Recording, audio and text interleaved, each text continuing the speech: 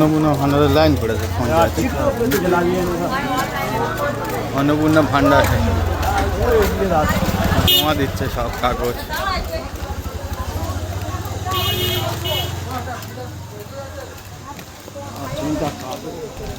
অন্নপূর্ণা ভান্ডারে form জমা দিচ্ছে পঞ্চায়েতে, পঞ্চায়েত থেকে নিচ্ছে, ফিল আপ করে পঞ্চায়েতে জমা দিচ্ছে। মেয়েরা 3000 টাকা করে পাবে। সকাল 7টা থেকে মেয়েরা বসে আছে অন্নপূর্ণা ভান্ডারে ফর্ম জমা দেবে বলে।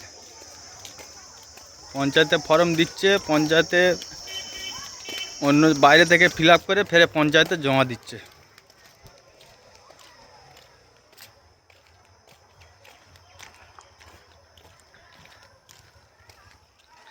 প্রচুর লোক হয়েছে আজকে। জয় শ্রীরাম। জয় শ্রীরাম তো তো আমাদের দেবতা, সবাই বলবে জয় শ্রীরাম। জয় শ্রীরাম।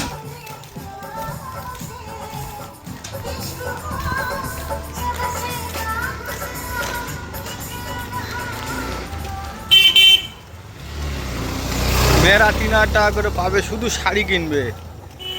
ওই টাকা কি সংসারে লাগাবে? সংসারে লাগাবে না, শুধু শাড়ি কিনবে। শাড়ি, জামা কাপড় এইসব কিনবে। কিনে আর স্বামীদের কাছে বলবে 3000 টাকা করে সরকার দিচ্ছে, তুমি কি দিচ্ছ? স্বামীদের কাছে সারা জীবন খাচ্ছে থাকছে, তাহলে তুমি কি দিচ্ছ? সব সরকার দিচ্ছে, মুখ্যমন্ত্রী দিচ্ছে, সব শুভেন্দুদা দিচ্ছে। ছেলেদের কিছু হবে না? নারায়ণ ভান্ডার ফান্ডার এসব কিছু হবে না? মুখ্যমন্ত্রীর কাছে আবেদন করতে হবে যে ছেলেদের নারায়ণ ভান্ডার দিতে হবে। ছেলেরা শুধু কাজ করবে, কোনো কিছু পাবে না সরকারি সুবিধা। যাদের জায়গা জমি আছে তারা পাচ্ছে, যাদের জায়গা জমি নেই তারা কি পাবে?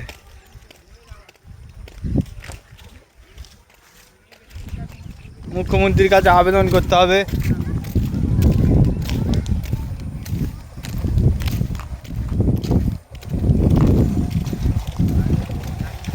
যে ছেলেরা সরকারি টাকা কি পাবে। মেয়েরা পাচ্ছে অন্নপূর্ণা ভান্ডার, ছেলেরা কি নারায়ণ ভান্ডার পাবে? মুখ্যমন্ত্রী কি দেবে নারায়ণ ভান্ডার? মেয়েদের সব দিকে সুবিধা। মেয়েরা বাসে গেলে ফি, ট্রেনে যদি ভিড় হয়, মেয়ে ছেলে যদি যায় তার আগে সিট দিতে হবে, কিন্তু ছেলেদের সিট দেয় না। বন্ধুরা, তোমরা বলবে এটা কি ঠিক হচ্ছে? আবার দেখা হবে পরের ভিডিওয়ে।